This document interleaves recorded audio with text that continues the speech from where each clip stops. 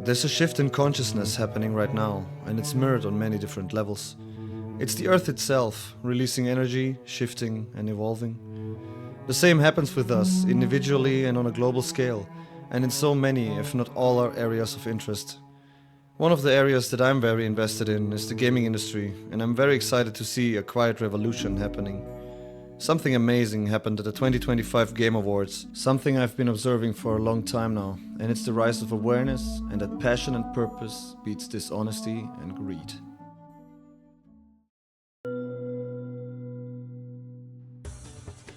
For years, the Game Awards and the mainstream gaming space has been dominated by big studios with their triple or quadruple A games. Huge budget, massive marketing, so less cash grab media that is scientifically designed to squeeze as much money out of your wallet as possible.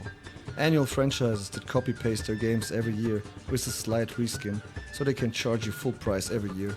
Microtransactions, season passes, in-game stores, XP boosts and manipulative design and more in full-priced games. Ubisoft values their games so much, they even offer you to spend more money so you don't have to play their game, by providing you with an in-game store, where you can buy XP boosters to progress faster, in a single-player game. That was already $70. Or $299 if you got the collector's edition like me.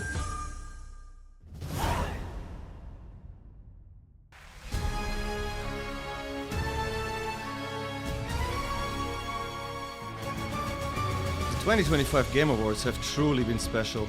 I actually was excited for this show again. 3 out of the 6 Game of the Year nominations were games from independent studios, pouring their heart and passion into the game they wanted to create, their players to experience, going against the mainstream and what's safe, to take the risk to do something really unique and special. And when Expedition 33 made history by taking home 9 out of the 12 nominations, Expedition 33. Expedition 33! 33. Expedition 33. Claire Obscure, Expedition 33. Expedition 33. Hollow Knight Silk Song. See, you guys won. All right. Claire Obscure, Expedition 33. it wasn't only a win for the studios that created the game, it was a win for all of us passionate enjoyers of the art, the whole industry, and for a whole different way of making and appreciating games. Sven Winker, CEO of Larian Studios, in his speech at the 2024 Game Awards, aged like a fine wine, and the prophecy is fulfilled. So it turns out that not only will I be the one who will know as first which game wins tonight, but I actually also know which game is going to win next year, the year after, and the year after. Now, how do I know this? Well, an oracle told me. She said, change is coming. It's a modern oracle, so they made me sign an NDA, but I trust all of you. I know you can keep a secret, you will never leak it. The oracle told me that the Game of the Year 2025 was going to be made by a studio who found the formula to make it up here on stage. It's stupidly simple, but somehow it keeps on getting lost. Studio made their game because they wanted to make a game that they wanted to play themselves. They created it because it hadn't been created before. They didn't make it to increase market share. They didn't make it to serve as a brand. They didn't have to meet arbitrary sales targets or fear being laid off if they didn't meet those targets. And furthermore, the people in charge forbade them from cramming the game with anything whose only purpose was to increase revenue and didn't serve the game design. They didn't treat their developers like numbers on a spreadsheet. They didn't treat their players as users to exploit. And they didn't make decisions they knew were short-sighted and function of a bonus or politics. They knew that if you put the game and the team first, the revenue will follow. They were driven by idealism and wanted players to have fun.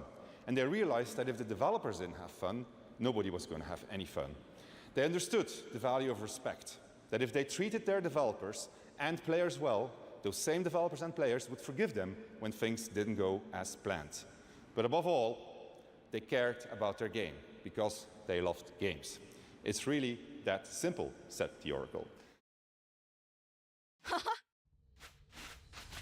Hollow Knight Silksong, the most wishlisted game on Steam ever, reaching over 5.2 million listings, being developed by 3 core members that not only took their time to create a masterpiece and actually finish the game, but also by offering this long and incredible experience for just $20. That's what we call a masterpiece for your wallet. Creating outrage for being priced the way it is, because of the expectations it would set for other games, a great price for an amazing game instead of a bad price for an even worse game. Expedition 33 is also a phenomenal experience, and in my opinion it deserved all the praise and wins it got.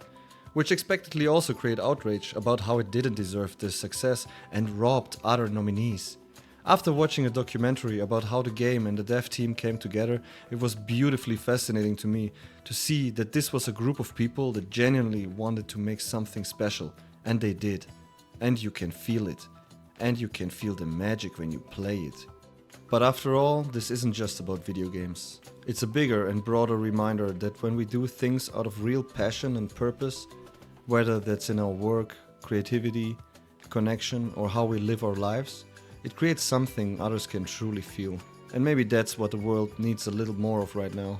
So when you truly believe in what you're doing and do it for the right reasons, you're gifting the world a piece of your soul. So what do you do out of passion and purpose? Feel free to comment below. I'm super curious what you have to share. And to finish this video off, I invite you to like and subscribe and listen to what a man that truly believes in what he does has to say about it. Yes. All right, this is what I can tell you. Look, this is insane. If the whole world tell me your game is shit, I'll tell them, no, it's not. Right. That's how much I believe in it. Okay. All right? I'm telling you, like, if you play the game Yeah. from the beginning to the end, Yes. and you see what it is, it's impossible you don't like it. Okay. Impossible.